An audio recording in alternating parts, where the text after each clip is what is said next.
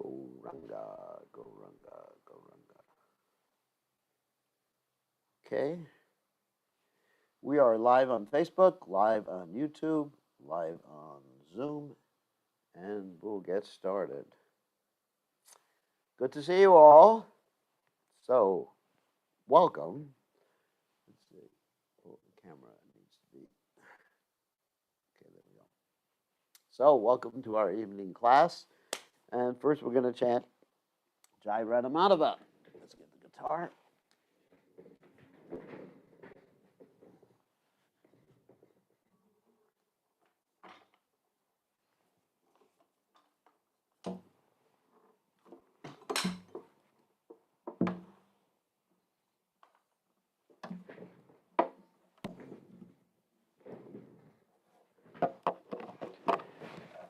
Right.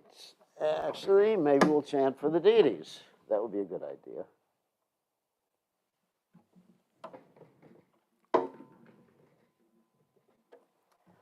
Okay, let's move that out of the way. Not quite. How about that? Nope. All right. There we go.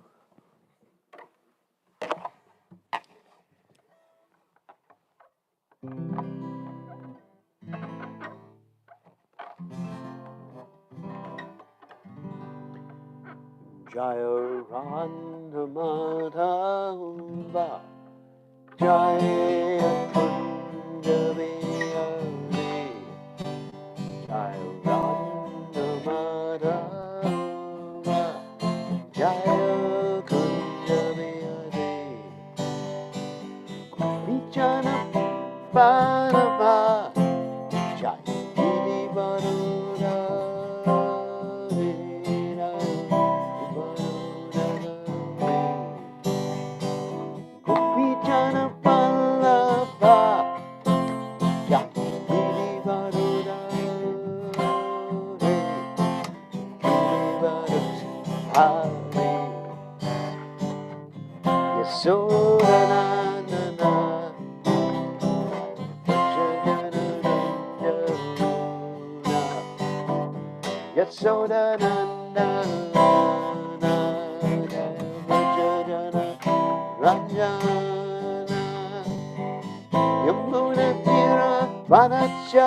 Vanacharinayo Kunjaviyade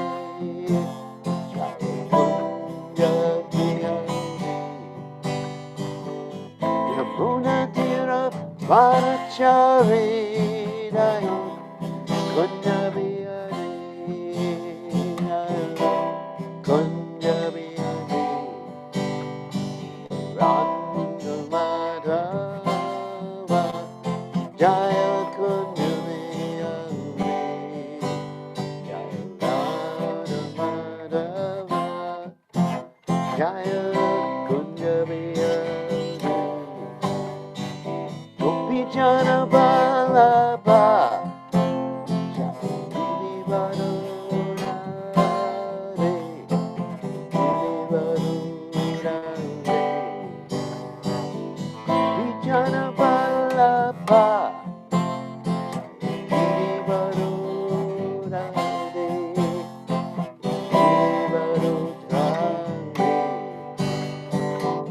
Yasodanandana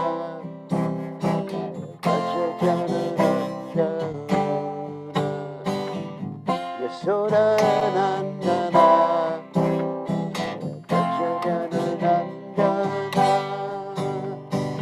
Yamunatira Vanacharinayo Kunjaviyade Jaya Kunjaviyade Yamunatira Vanacharinayo Kunjaviyade Kunjaviyade Jaya Randhamadhava Jaya Kunjaviyade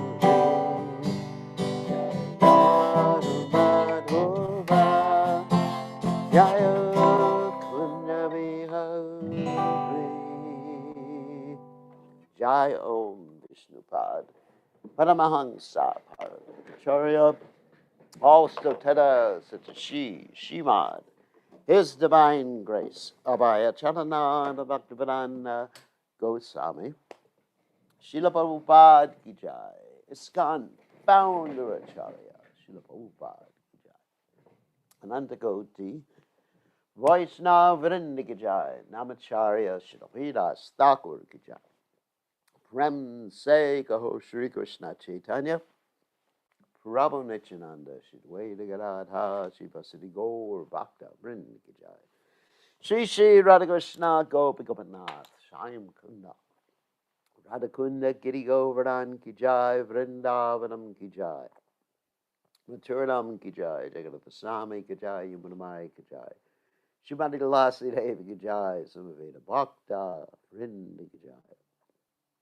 Gaur Premananda Hari Hari Bol all glories the assembled devotees, all glories the assembled devotees, all glories the assembled devotees. All glories to Shri Guru and Gauranga Srila Prabhupada Ki Jai Gaur Premananda Nama Om Vishnu Padaya Krishna Prastaya Bhutale Srimati Bhaktivedanta Swami Namani Namaste Saraswati Devi Gauravani Pacharani Nivashesha Shunyavadi Paschatya Deja Tarani. So Om Gana Timidanda Shah Yananjana Shalakaya Chakshuram Nidhitam Yena Tasmai Shigurave Namaha. I offer my respectful obeisances under the lotus feet of my spiritual master, His Divine Grace A.C. Bhaktivedanta Swami Srila Prabhupada, who so kindly opened my eyes with the torchlight of knowledge while I was blinded in the darkness of ignorance. So we're going to continue with our study of the Caitanya Caritamrta, translation and commentary by His Divine Grace Srila Prabhupada. So Jaya Jaya Sri Chaitanya Jaya Nityananda Jaya Dvaita Chandra Jaya Gaur Bhakta Vrinda Jaya Jaya Sri Chaitanya Jaya Nityananda Jaya Dvaita Chandra Jaya Gaur Bhakta Vrinda Jaya Jaya Sri Chaitanya Jaya Nityananda Jaya Dvaita Chandra Jaya Gaur Bhakta Vrinda. Okay, so we're in the middle of the 10th chapter, in the middle of a purport. 10th chapter, 84th verse, in the middle of the purport, and we're going to continue reading. Of course, last night we didn't read the Caitanya Caritamrta since we were commemorating or observing a memorial festival for one of my dear disciples, Krishna Nam, who recently passed away, and tomorrow we're going to his cremation ceremony. So it's very sad to see these great Vaishnavas leave, but we understand that they are actually going to serve Krishna. Okay? They're actually going to serve Krishna in the spiritual world or serve Srila Prabhupada somewhere else in this material world. So Vaishnavas actually don't die. He reasons ill who says that Vaishnavas die when thou art still living still and sound, as Bhaktivinoda Thakur said. So this devotee, Krishnanami, was very humble, educated, highly educated. He had a PhD, and he was always ready to take any service that he was given and never criticized any Vaishnavas. That's the sign of a greatly advanced Vaishnava. Someone who does not criticize any other Vaishnava and just appreciates the service of all the other Vaishnavas. So we pray that one day we can become like that, not criticize any Vaishnava. That would be a miracle if I could become like that. Anyway, so now we're going to go to the Caitanya Caritamrta. We're going to share the screen. Middle of the purport, text 84. Srila Prabhupada Ki Jai, Caitanya Caritamrta Ki Jai. Let me just clear the screen here. All right. Let's see something. Whoops.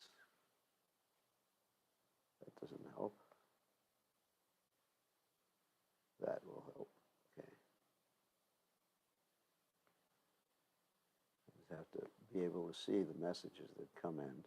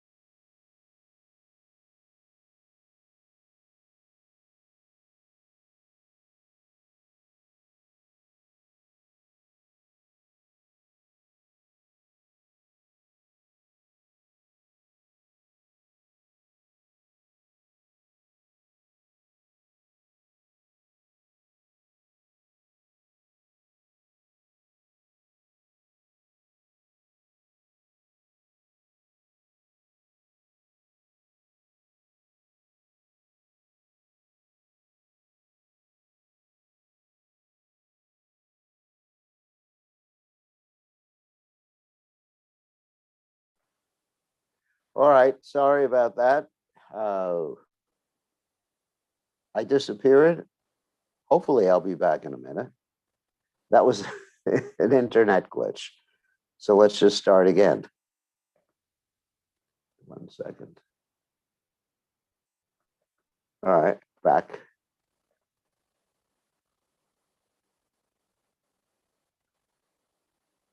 Okay. If at first you don't succeed, try again. Hold on a second.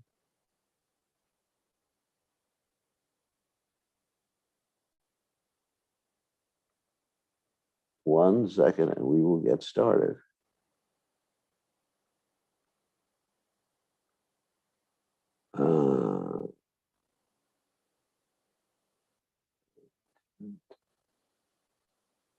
Sorry for the delay, but this does happen. We're going to try to rectify this. It's either internet or computer trouble.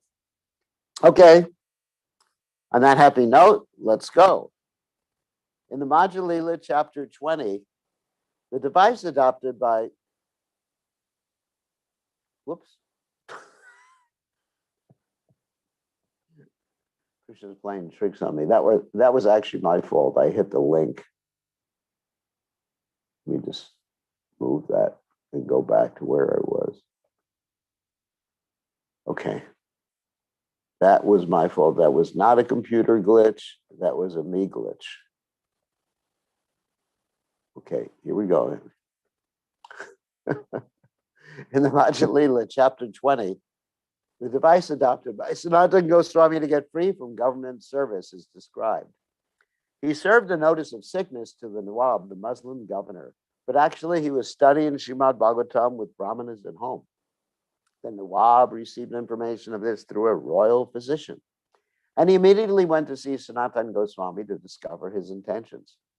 The Nawab requested Sanatana to accompany him on an expedition to Orissa, but when Sanatana Goswami refused, the Nawab ordered that he be imprisoned. When Rupa Goswami left home, he wrote a note for Sanatana Goswami, informing him of some money that he had entrusted to a local grocer. Sanatana Goswami took advantage of this money to bribe the jailkeeper and get free from detention.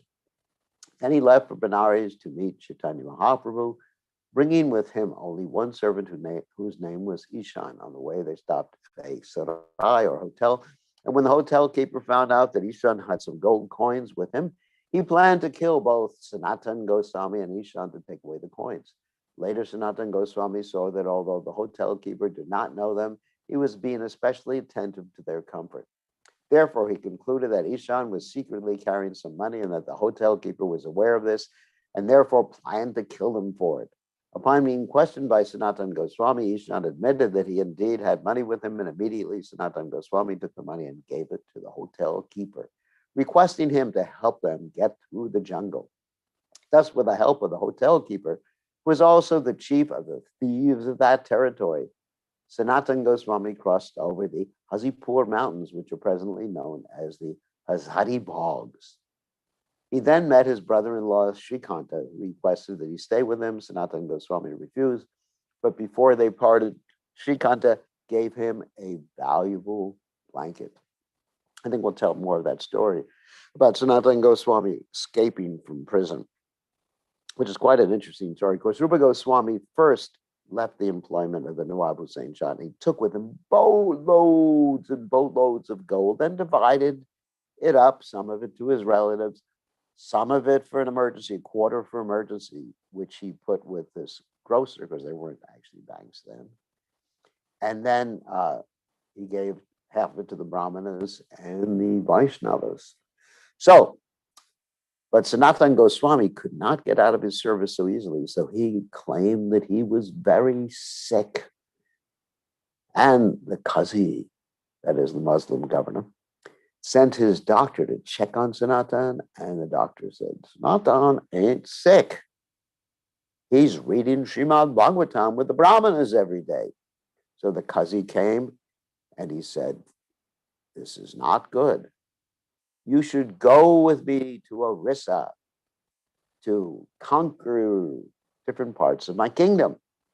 And Sanatana said, you're going to harass the Supreme Personality of Godhead. I'm not going. And then the Qazi said, then you're going to jail. So he put him in jail. And Sanatana Goswami was bargaining with the jail keeper, the warden. And he said, yes, I will bribe you with some money if you let me go. And the jail keeper was very reluctant. And Sanatana Goswami said, look, you just say that Sanatana was going to the river to pass through and he jumped in the river and drowned. And that's it. And here's the money. He arranged for the money. Of course, he didn't have money in prison, but he arranged for the money to be transferred to this jail keeper. And he escaped from prison. And he had with him a servant named Ishan, and he had 8 gold coins. Of course, Ishan had 8 gold coins, and Sanatana didn't know about it. So they came to this hotel, and this hotel keeper had an astrologer. And the astrologer or geomancer, or whoever you may call it, he was able to ascertain that Sanatana had, or Sanatana's servant, had 8 gold coins. So he was treating Sanatana so well. Oh, here's a bed. Here's whatever you want.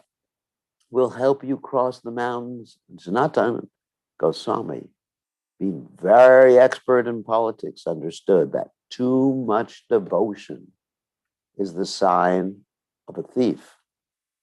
So if someone shows you so much devotion and comes up to you and says, let's say if you're a guru, oh, Guru Maharaj, whatever you say, I'll do. Oh, I'm completely surrendered to you. Uh-oh.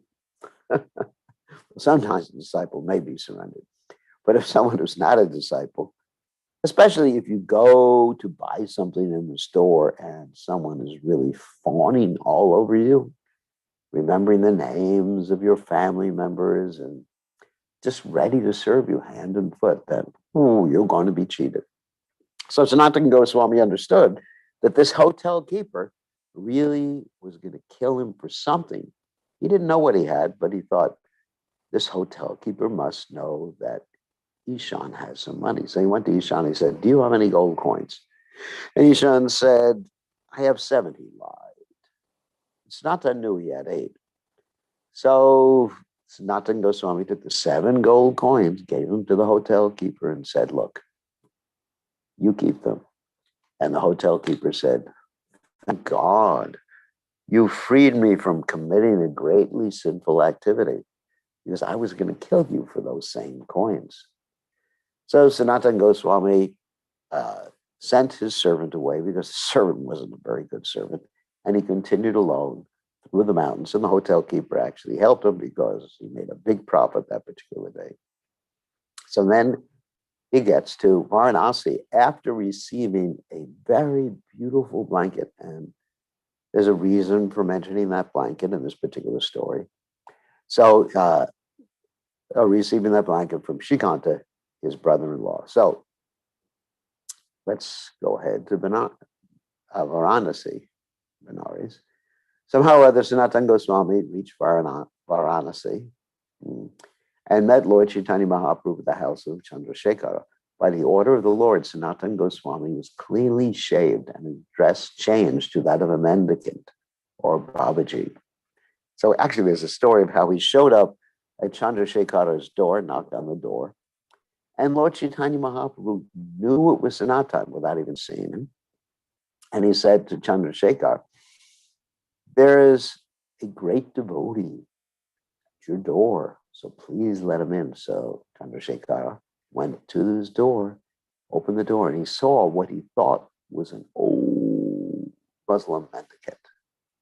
And he went, because by that time Sanatana Goswami had a beard and he looked the part. So then he went to Lord Chaitanya, that is, Chandrasekhar went to Lord Chaitanya and said, "There's only an old Muslim mendicant or young Muslim mendicant here." And then Lord Chaitanya said, "No, he's a great devotee of Lord Krishna." And so they went to the door, Sanatana was let in, and Lord Chaitanya Mahaprabhu said, "You should be clean shaven." So generally the followers of Chaitanya Mahaprabhu, they are clean shaven. This is the process, especially the followers of His Divine Grace. A.C. Bhaktivedanta Swami, Srila Prabhupada, they are clean shaven. Prabhupada did not really approve of us following the Chaturmash vow where you don't shave for 4 months. Actually, one time a devotee was following that particular vow. And Prabhupada said, "Yes, your Chaturmas is Chaturmes. Chaturmas means 4 months. So Chaturmes means 4 messes." So that's how we should be known as Keshahin, means without hair. And for the men, it's good to have either short hair if you're Grahasta, or shaven head, very, very short hair if you're a sannyasi or brahmachari. So Sanatana Goswami put on old garments of tapan mishras and took prasadam at the house of a Maharashtrian brahmana. Then in discourses with Chaitanya Mahaprabhu, the Lord himself explained everything about devotional service to Sanatana Goswami. He advised Sanatana Goswami to write books on devotional service, including a book of directions for Vaishnava activities and to excavate the lost places of pilgrimage in Vrindavana. Lord Chaitanya Mahaprabhu gave him his blessings to do all this work and also explained to Sanatana Goswami the import of the Atma Rama verse from 61 different angles of vision. So this Atma Rama verse of the Srimad Bhagavatam is very, very important. What the verse basically states is so it states that those who are self-satisfied, just making a summary of the verse, paraphrasing it, are attracted to the qualities, name, and form of the Supreme Personality of God. In other words, those who are completely detached from this material world are attached to Krishna. And this proves, the Atmarama verse is mainly used to prove that the Janma Karma Chame Divyam, that the activities of the Lord and his qualities and his form are all divyam or transcendental. Because if someone is not attached to anything in this material world and they are attracted by Krishna, that means that Krishna is not anything of this material world, or he's not anything in this material world. Now, one other story about Sanatana Goswami in Varanasi was that Sanatana Goswami, we mentioned before, had received this beautiful shawl or chadar from his brother-in-law, Sri Kanta. So Lord Chaitanya Mahaprabhu kept looking at the shawl, just kept glancing at it. And Sanatana Goswami understood why.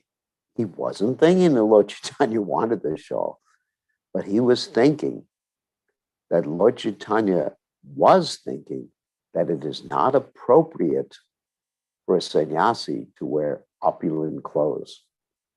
In fact, Lord Chaitanya Mahaprabhu would give an instruction to Raghunath Das Goswami later on about the duties of one in the renounced order of life. He said it's not appropriate to eat fine foods or opulent foods, to think of women even in dreams, and to always think of Krishna within one's heart of hearts.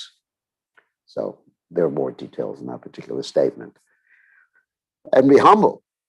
So those are the duties of those in the renounced order of life. When Sanatana Goswami realized that Lord Chaitanya Mahaprabhu was glancing at him for that reason, Sanatana Goswami went to the bank of the river, Ganges, of course, and he said to a mendicant there, an old Muslim mendicant who was wearing a quilt. A quilt means that basically you put together a blanket from all sorts of, let's say, old discarded pieces of cloth because you couldn't afford to buy a new blanket. That's a cheap way of doing it. So this mendicant was wearing this quilt, this old quilt with holes in it. And Sanatana Goswami said to him, I will trade you. You can have my new chadar for your old quilt. And this mendicant thought, he's teasing me. But Sanatana Goswami said, I'm actually serious. And so they made that exchange.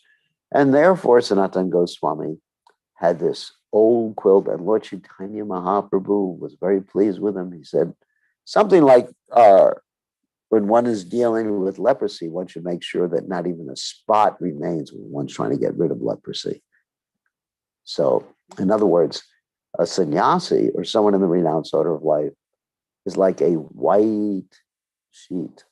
So even a little spot of impurity is very, very prominent or obvious in the character or behavior of a sannyasi. So one has to be very careful. Sanatana Goswami went to Vrindavan by the main road, and when he reached Mathura, he met Subhuti Rai. When he returned to Jagannath Puri through the Jharakhanda, the Madhya Pradesh jungle, at Jagannath Puri, he decided to give up his body by falling down beneath the wheel of a Ratha Yatra cart, a Jagannath cart. But Chaitanya Mahaprabhu saved him. Then Sanatana Goswami met Haridas Thakur and heard about the disappearance of Anupama, that is the other brother of Rupa and Sanatana Goswami. Sanatana Goswami later described the glories of Haridas Thakur. Sanatana observed the etiquette of Jagannath's temple by going along the beach to visit Lord Chaitanya, although it was extremely hot due to the sun. He requested Jagannatha Pandit to give him permission to return to Vrindavan. Lord Chaitanya Mahaprabhu praised the character of Sanatana Goswami, and he embraced Sanatana, accepting his body as spiritual. Sanatana was ordered by Sri Chaitanya Mahaprabhu to live at Jagannath Puri for 1 year. When Sanatana Goswami returned to Vrindavan after that time, he again met Rupa Goswami, and both brothers remained in Vrindavan to execute the orders of Sri Chaitanya Mahaprabhu. Okay, a little more details about this particular story. So when Sanatana Goswami traveled through the Jharakhanda forest to see Chaitanya Mahaprabhu in Jagannath Puri, he didn't have sufficient food or good water to drink, and he got sick. And that sickness was manifest by sores on his body, what we call running sores. That means sores with pus coming out of them. So he arrived in Jagannath Puri, and Lord Chaitanya Mahaprabhu, one of the first things Lord Chaitanya Mahaprabhu did was that he embraced Sanatana Goswami. And Sanatana Goswami was thinking, oh my God, I am committing a great offense by having Lord Chaitanya Mahaprabhu embrace me. And he was thinking, the only solution is to actually jump under the wheels of the cart of Lord Jagannath during the Ratha Yatra ceremony and be killed in that way. In other words, suicide. In this way, I'll be freed from my offense. So Chaitanya Mahaprabhu knew what he was thinking. And he said to Sanatana Goswami that if I thought I could achieve Krishna by leaving my body or ending my life like this, I would be ready to leave my body many, many times. I forget the exact amount of times. He mentioned like hundreds or thousands or millions of times. If I thought this could enable me to reach Krishna. And he said to Sanatana Goswami, you should understand to whom your body belongs. It belongs to me. And you, utilizing your body, are meant to execute service to me in Vrindavan. In other words, excavating the holy places, establishing temples, etc., and writing Vaishnava literatures, Nana Shastra Vichara, and I didn't even know, Sadharma Samstapako, establishing eternal religious principles by perusing all the revealed scriptures.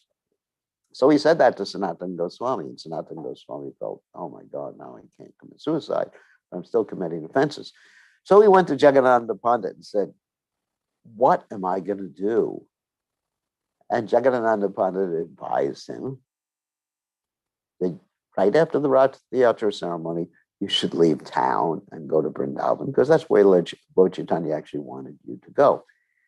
And so when Lord Chaitanya Mahaprabhu heard about this advice, he chastised Jagannatha Pandit, who in Krishna Lila is Satyabhama. So he chastised, he said, that Jaga, he's just a young boy.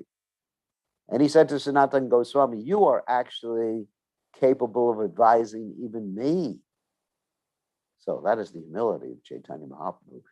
And Sanatana Goswami, at that point, he got a little upset. He said, I can see how close a relationship you have with Jagannatha Pandit, because you're giving him the sweet words of your chastisement, whereas with me, you're giving me the bitter nimba fruit of your praise.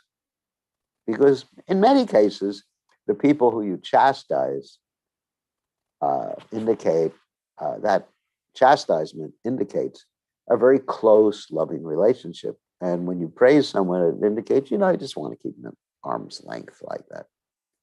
So chastisement, we should want chastisement from our superiors, especially the spiritual master. So Sanatana Goswami said that. And then later on, Lord Chaitanya tested Sanatana Goswami. Remember, he had all these sores that were just oozing pus coming from his body. So Lord Chaitanya Mahaprabhu, during the middle of the summer, called for Sanatana Goswami. So Lord Chaitanya was on the opposite side of Jagannath Puri. And to get to Lord Chaitanya from where Sanatana Goswami was, there were two avenues or two methods of getting there. One was to go right by the main entrance of the temple. And the other way was to go by the beach, which is the long way. But the problem is that it was the middle of the summer and the sand on the beach was like blazing fire. Whew. So Sanatana Goswami went by the beach, and Lord Chaitanya Mahaprabhu said to him, why did you go by the beach? You should have gone by the cool path, by the temple. And Sanatana Goswami said, the pujaris are coming, that is, those who take care of the deities, are coming here and there, and I am contaminated. I have these sores all over my body. That was a test by Lord Chaitanya Mahaprabhu. And Lord Chaitanya Mahaprabhu embraced him, and Sanatana Goswami felt really bad. And Lord Chaitanya said, look, I'm a sannyasi. If I distinguish between materially good, materially bad, then it's a disqualification for me. Sannyasi, Vidya, Vinaya, Sambhane, Brahmani, Gavihasani, Shunichaiva, Subhakicha, Pandita, Samadarshana. He's Samadarshi, sees things equally in this world. So Sanatana Goswami said, that's simply external. And so Lord Chaitanya eventually revealed, actually, the reason I am embracing you is just like a child may be embraced by his or her parents, even though they may have some foul substances on them. Because that's love. You're like my children. You're like my son.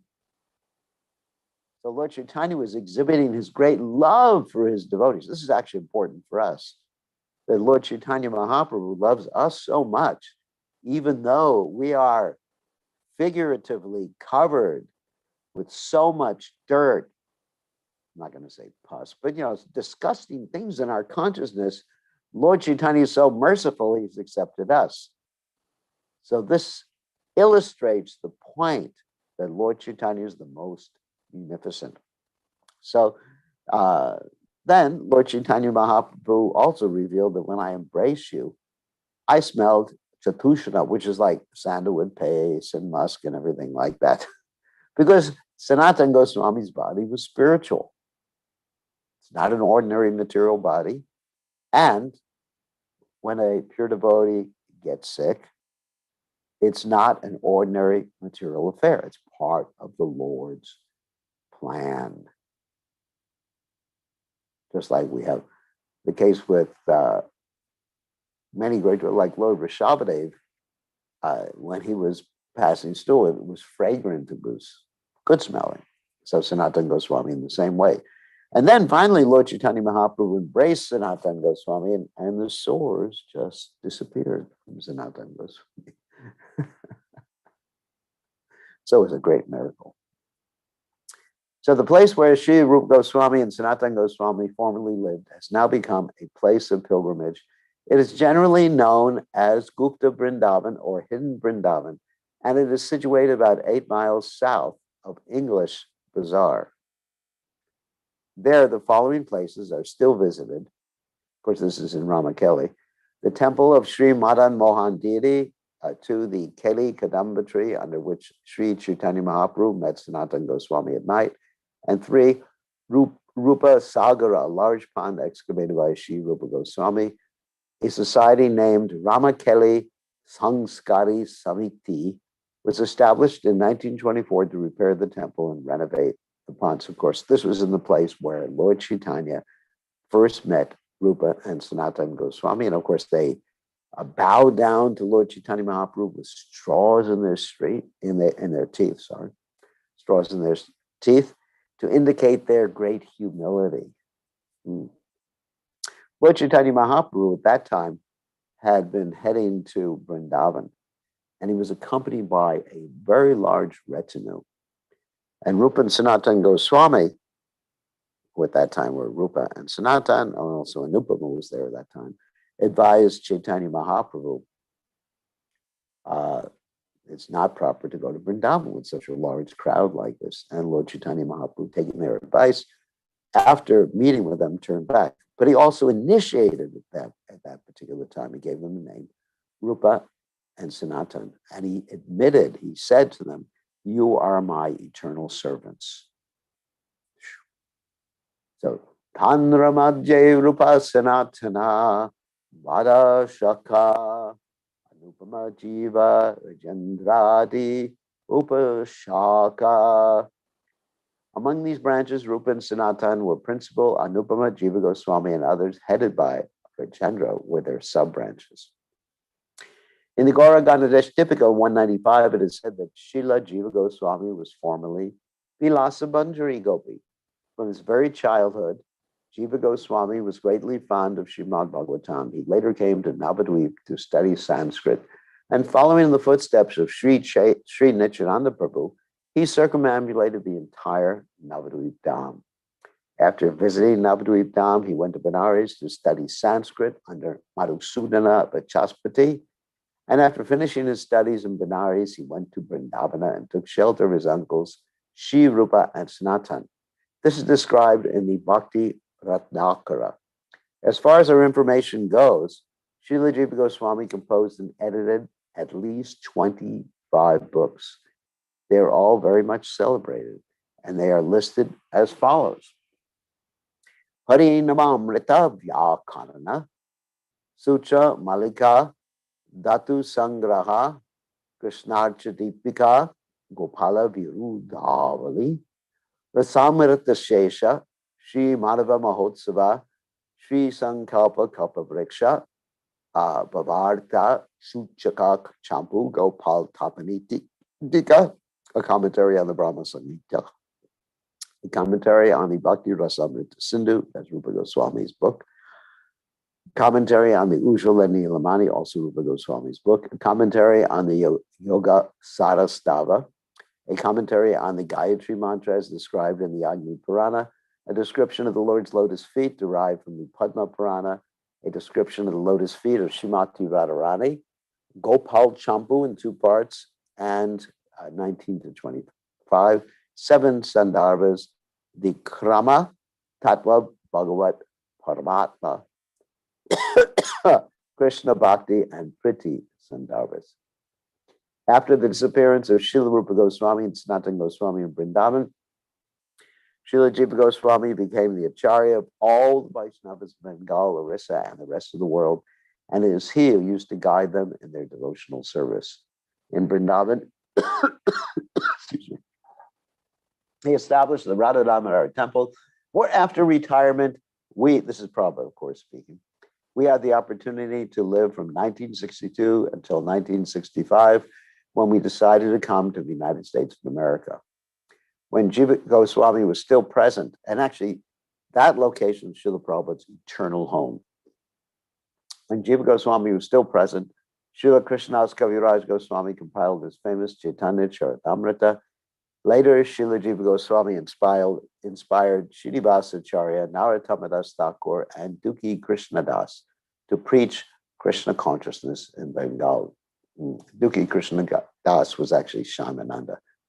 Jiva Goswami was informed that all the manuscripts that had been collected from Vrindavan and sent to Bengal for preaching purposes were plundered near Vishnupur in Bengal. But later he received the information that the books had been recovered. So there's a whole story about that. So when the Vaishnavas, that is Narottam Thakur, Shyamananda, and Srinivasacharya, were taking these books from Vrindavan, original manuscripts of the Goswamis, to Bengal and places east. They were crossing the boundary of a state called Vishnupura, actually Vana Vishnupura. And there was a king there. His name was King Vira Homvira. That means very heroic king. And so this king was a dacoit. He was a criminal. And he also had an expert astrologer working for him. You know, if you're going to be a criminal, you should definitely have an astrologer or somebody who can predict things with you. Because that way you know where wealth is. You won't be wasting your time as a dacoit. So this astrologer did something, and he was able to ascertain that this party that was passing through this place in Bengal had a lot of wealth with it. The party had a lot of wealth. And the king got very enthusiastic, and he waited until the devotees were resting at night, and he had his men steal this trunk which contained all the books, and he thought the trunk would have gold and silver and all sorts of jewels in it. Later on, he opened the trunk and looked inside, and he saw the handwriting of Srila Rupa Goswami, which is described by Chaitanya Mahaprabhu like pearls on a thread. Very, very beautiful handwriting.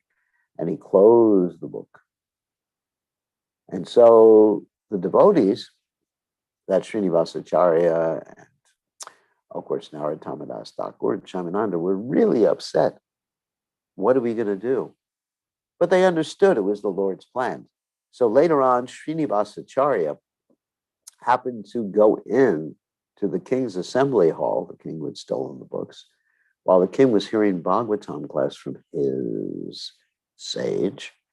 And we find that Srinivasacharya corrected the king's sage, and he started to preach himself. The king very much appreciated what Srinivasacharya was saying. And then the king revealed to Srinivasacharya that he had his chest full of books. And then Srinivasacharya went down, he saw the chest of books, he became very happy. The king surrendered to Srinivasacharya, King Virahambir surrendered, and he took initiation. And the king's wife, who was the queen, of course, took initiation from Srinivasacharya, and they both became great devotees, and they made it a rule that in their kingdom, everyone had to chant their rounds. And if they didn't chant their rounds properly, then hit the road, Prabhu. In other words, they were kicked out of the kingdom. So everybody in the kingdom had to be Krishna conscious. So the king went from this very low position of being a dacoit by the mercy of Srinivasacharya he came to the high position of being a Rajarshi, a great saintly king. So, Srila Jiva Goswami awarded the designation Kaviraj to Ramchandra Sen, a disciple of Srinivasa Acharya's, and to Ramchandra's younger brother, Govinda. Says Govinda Kaviraj and Ramchandra Kaviraj. While Jiva Goswami was alive, Srimati Janabha Devi, the pleasure potency of Sri Nityananda Prabhu, went to Vrindavan with a few devotees. Jiva Goswami was very kind to the Gaudiya Vaishnavas, the Vaishnavas from Bengal. Whoever went to Vrindavan, he provided with a residence and prasadam. His disciple, Krishnadas Adhikari, listed all the books of the Goswamis in his diary. The Sahajas level 3 accusations against Srila Jiva Goswami. This is certainly not congenial for the execution of devotional service. The first accusation concerned a materialist who was very proud of his reputation as a great Sanskrit scholar and approached Sri Rupa and Sanatana to argue with them about the revealed scriptures.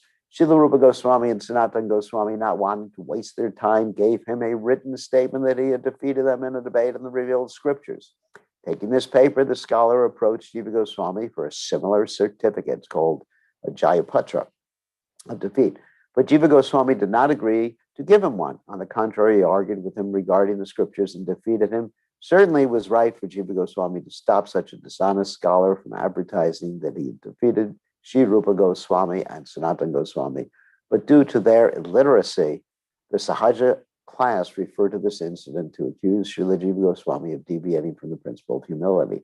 They do not know, however, that humility and meekness are appropriate when one's honor is insulted, but not when Lord Vishnu or the Acharyas are blasphemed. In such cases, one should not be humble and meek, but must act. One should follow the example given by Sri Caitanya Mahaprabhu. Lord Chaitanya says in Shikshashtika number 3, Trinadapi su nichena tarariva sahishnana amanina manadena kirtaniya sadahavi. One can chant the holy name of the Lord in a humble state of mind, thinking himself lower than the straw in the street. One should be more tolerant than a tree, devoid of all sense of false prestige, and should be ready to offer all respect to others.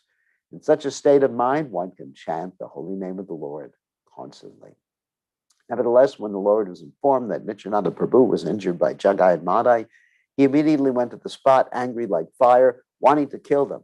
Thus, Lord Chaitanya has explained this verse by the example of his own behavior. One should tolerate insults against oneself, but when there is blasphemy committed against superiors, such as other Vaishnavas, one should be neither humble nor meek. One must take proper steps to counteract such blasphemy. This is the duty of a servant of a guru and Vaishnavas. Anyone who understands the principle of eternal servitude to the guru and Vaishnavas will appreciate the action of Srila Jiva Goswami in connection with the so-called scholars' victory over his gurus, Srila Rupa and Srila Sanatana Goswami. Another story fabricated to defame Srila Jiva Goswami states that when Srila Krishnadas Kaviraj Goswami showed him the newly completed manuscript of Sri Chaitanya Caritamrta, Jiva Goswami thought it would hamper his reputation as a big scholar and therefore threw it into a well. Srila Krishnadas Kaviraj Goswami was greatly shocked, according to the story, and he died immediately. Fortunately, a copy of the manuscript of Sri Chaitanya Caritamrta had been kept by a person named Mukunda, and therefore later it was possible to publish this book. This story is another ignominious example of blasphemy against a guru and Vaishnava. Such a story should never be accepted as authoritative. According to another accusation, Srila Jiva Goswami did not approve of the principles of Parikya Ras or Vrindavanam, and therefore supported Swakya Ras, showing that Radha and Krishna are eternally married. Actually, when Srila Jiva Goswami was alive, some of his followers disliked the Parikya Ras of the gopis. Therefore, Srila Jiva Goswami, for their spiritual benefits, supported Swakya Ras, for he could understand that Sahajas would otherwise exploit the Parikya Ras as they are actually doing at the present time. Unfortunately, in Vrindavan and Navadvip, it has become fashionable among Sahajas in their debauchery to find an unmarried sexual partner to live with to execute so-called devotional service in Parikya Ras. Foreseeing this, Srila Jiva Goswami supported Swakya Ras, that means marriage between Radha and Krishna, and later all the Vaishnavacharyas also approved of it. Srila Jiva Goswami was never opposed to the transcendental Parikya Ras, that means unmarried relationship between Radha and Krishna, nor has any other Vaishnava disapproved of it. Srila Jiva Goswami strictly followed his predecessor gurus and Vaishnavas, Srila Rupa Goswami and Sanatana Goswami, and Srila Krishnadas Kaviraj Goswami accepted him as one of his instructor gurus. Okay, and so we're going to end now and allow you all to ask questions. Give me 1 second as we allow you to ask questions.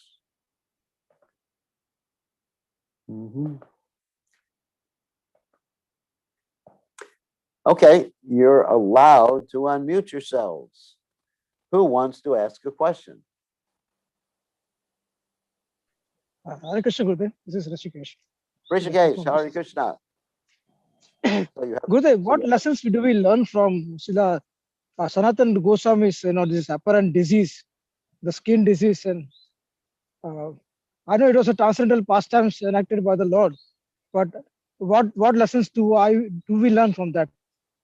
One lesson we should learn is Haitaki Pratyataya Suprasidate, that there's no barrier to one's devotional service, even if one is not in such a healthy condition. I mean, that's a really important lesson. From the side of Sanatana Goswami, one shouldn't use their lack of health as an excuse not to serve Krishna. And we find this often, we really get into, whoops, someone is making a lot of noise, breathing. Okay, so sounds like someone was sick. So we really get into like, oh, woe is me, I'm having this pain in the body, I can't get up for Mangal Arati. We hear this all the time. And people really get into their bodies a little bit too much. I can't get up for Mangal Arati, makes me tired. Whoops, let me just turn off. I have to put someone on mute. That's the person. Okay, he's on mute now. Okay, so we really get into our physical condition. And obviously, if someone is disabled, that's a different thing. Genuinely disabled, it's a different thing. Like Prabhupada gave the example of a king who said that he would be willing to take care of and feed anyone who was genuinely lazy.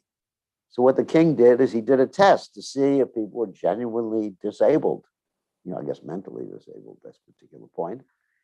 He called he said, all the lazy, disabled people, you come into this house and we'll take care of you. So they were all in the house.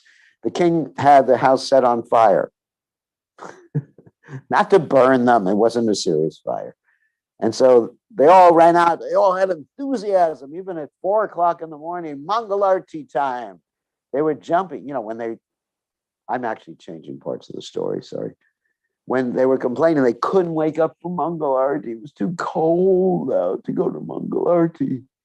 So, but they all left, except for 2. And those 2 said to each other, one said, it's really hot in here. And the other one said, just turn over.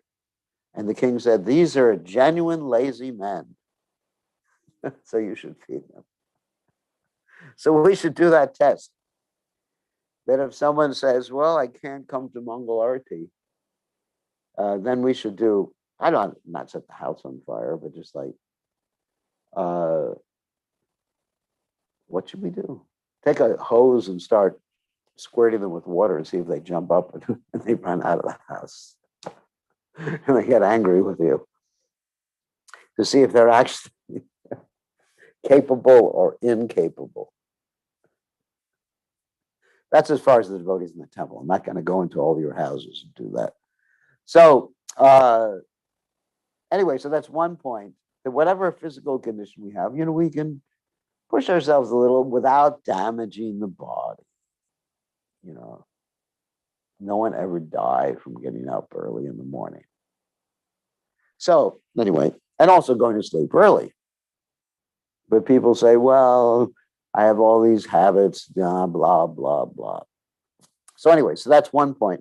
Another point is that we should be like Lord Caitanya, Pandita Samadarshana, not disgusted by something that is really obnoxious in this world, nor attracted by something that we consider to be attractive.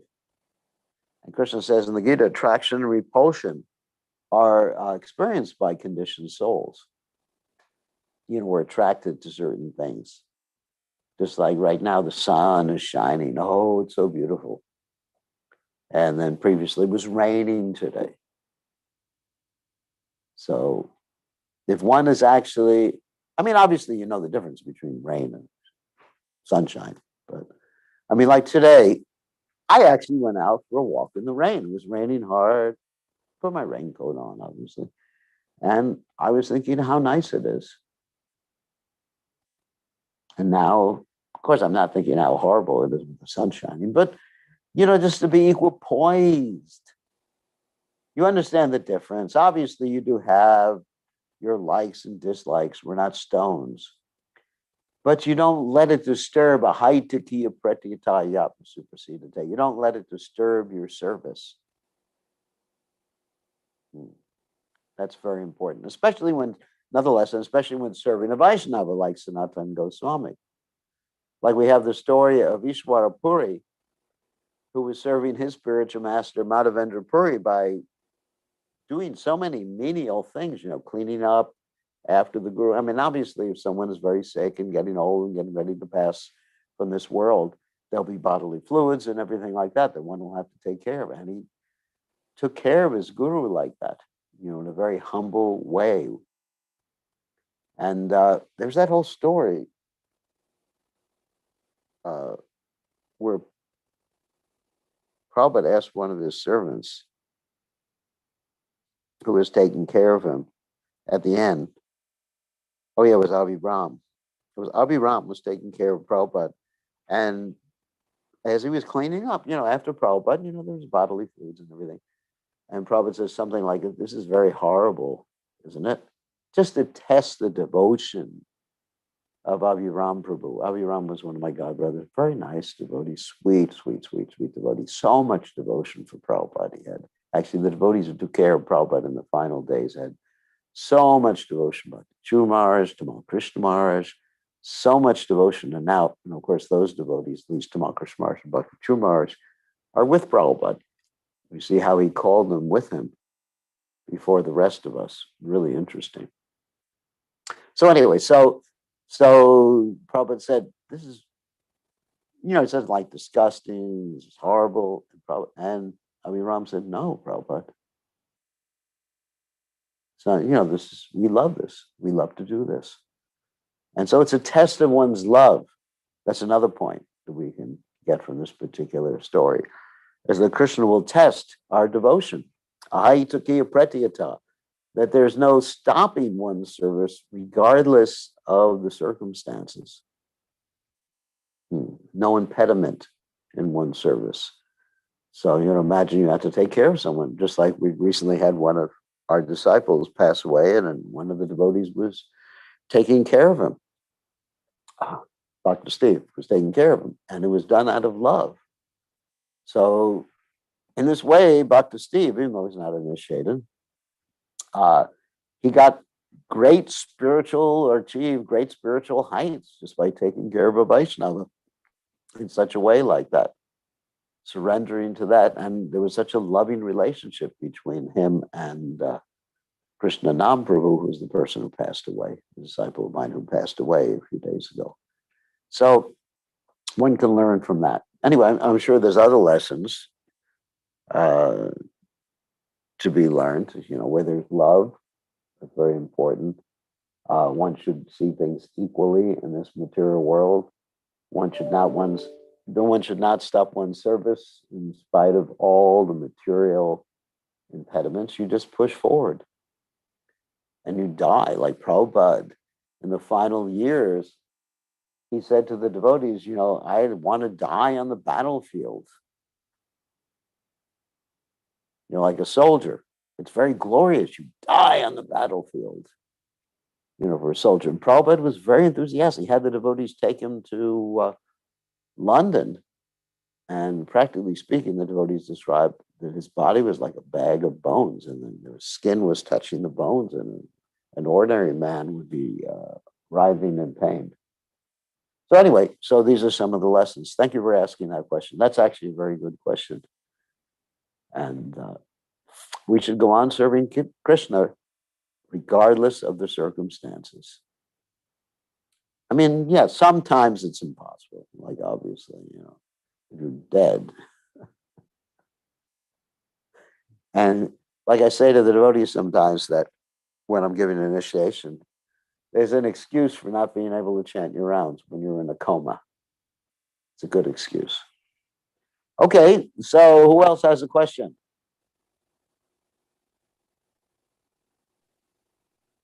Gurudev, please accept my humble obeisances. Okay, Rakesh. Gurudev, we know that Haridas Thakur used to chant 300,000 beats every day. Yeah. Is that why he's called Namacharya? Not because he chanted 300,000 mantras a day. He's called Namacharya because Lord Caitanya Mahaprabhu appointed him in that situation. Acharya means you teach by example and you teach by your words. I mean, just because someone chants 300,000 names a day doesn't make him a Namacharya, but he was appointed by Lord Caitanya to be the principal person who taught the importance of chanting the holy names. Thank you. I mean, if you chant 300,000 names a day, if you had time, if you could do it, you wouldn't be the Namacharya. You would be tired after one day if you were able to reach that many rounds. Here's a question. What if our guru told something not true or right about you, and then guru is displeased with one? How should a disciple take it? That's a question one has here. Humbly. And the disciple should explain. Of course, sometimes if you try to explain, the guru will say you're just offending yourself. Then you just you tolerate. It's Krishna's mercy. Krishna's mercy. Then one should just think, I've done so many things wrong that the guru didn't know about. So this is just the culmination of all the things I've done wrong. Maybe I did this thing right and I didn't do it wrong. However, just the fact that you were wearing a material body indicates that you should probably get chastised. When I was young, we had this system in school that if someone acted stupidly, they would wear a dunce cap. I don't know if you ever heard about that. I think in India it might still be going on. They put a cap on you that would indicate you were an idiot. And so this body indicates that we're actually stupid. It's a sign of shame. There was another story when I was young called the Scarlet Letter, that there was a lady who was a very unchaste lady, when I can get into the details about her. And so that she had to wear, she was an adulteress. I mean, someone who has an extramarital affair. So she was condemned by society to wear this big A on her shirt, which means I'm an adulteress. And that's pretty bad. So you know that that person is bad. So in the same way, we are walking around with a material body. You're walking around with something. Oh, Dr. Ohm. Okay. So you're walking around with a material body that's filled with pus, mucus, stool, and all sorts of interesting things. And it's a cause of pain, cause of old age. One thing I've been appreciating recently is that, where is it? When you wear a mask, I'm appreciating wearing masks because people can't tell how old you are when you wear a mask. you could look real young. See, I look real young when I wear a mask. So we got this material body. So a material body is a sign of guilt. It's like the A that the lady was wearing on her. It's a sign that she was an adulteress. So the material body indicates it's like a big E, envy of Krishna, imitation Krishna, wanting to imitate Krishna. So anyway, so that's the answer to your question. Lady who asked the question. I know who asked it. Okay, who else wants to ask a question?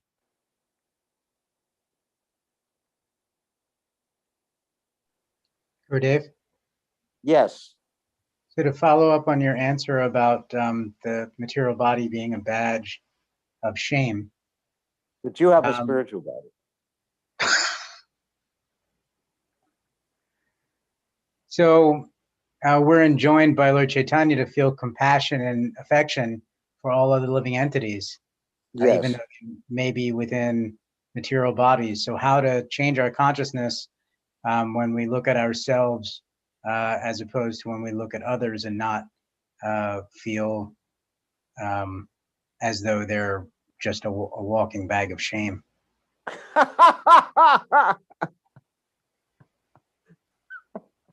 Well, we apply that to ourselves, not to others.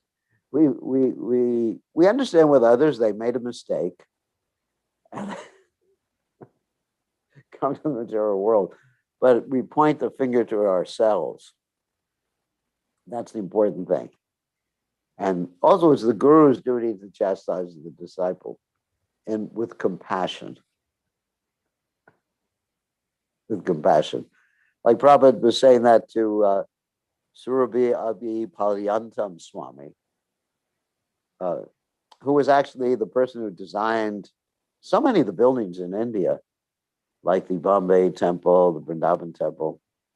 And Prabhupada said to him once they were walking in Vrindavan, he said, everybody else is praising you, but not me, because I'm your spiritual master.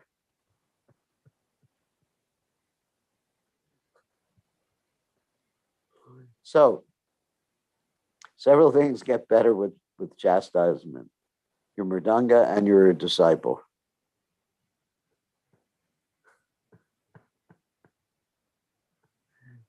We don't beat anybody. Don't worry about that.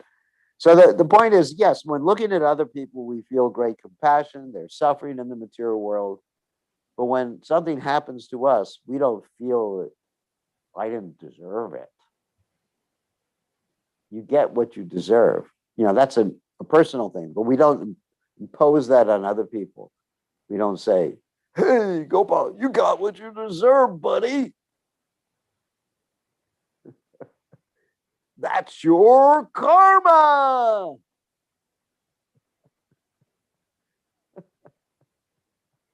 Sounds like a game show. Yeah. You must have had some really bad karma, buddy. Yeah, we should have different devotees come before a panel and have people guess what they did previously. Pass. They just come, said, all right, Prabhu, I'm not going to use you, Gopal. All right, Good. Prabhu, panel number 1, what do you think this person did to deserve that particular type of body?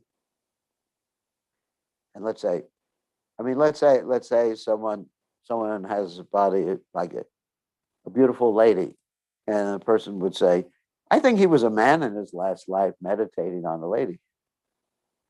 And then let's say the person is a handsome man. You say, I think he was a woman meditating on a handsome man. And then a dog comes up. All right. Panel number 1. What do you think? I think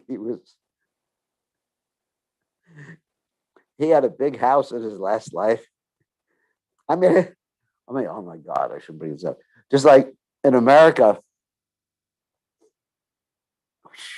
someone becomes the president of the United States, and there's the, he's the president, and then his wife is the first lady, and then the dog is called the first dog.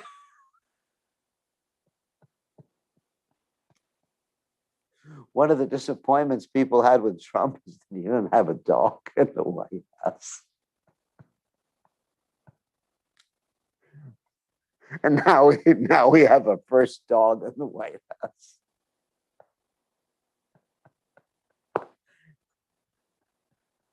And people probably would comment how people would take their dogs and just wait till the dog walked past door.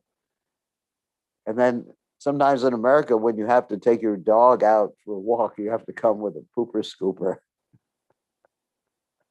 There's a park right near here where they supply plastic bags to scoop up after your dog.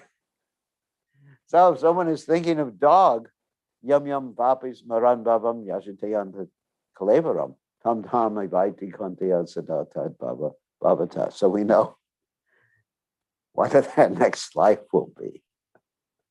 Like Bart Maharaj and his deer, became a deer, of course. So on that happy note, we'll see. Sorry about that. We'll see everybody tomorrow night. No more questions. Tomorrow night, same. Jawaharlal Nehru, Prime Minister of India, became a dog. Yeah, Prabhupada said that. In Sweden. So it's not an ordinary dog. If you become a dog, a street dog, it's bad. But he became, if you're a dog in Sweden, you're doing pretty well because it's too cold to be an outside dog in Sweden. You're in someone's house and someone's kissing you all the time. I remember my brother, when I was young, he would have his dogs and he would actually kiss the dog on his lips. So we want to become a dog of a Vaishnava, servant of a Vaishnava. And that we can learn from a dog, but other things we don't want to learn from dogs. Okay, on that happy note, we'll see everybody tomorrow. We'll continue with our reading tomorrow evening. All glories to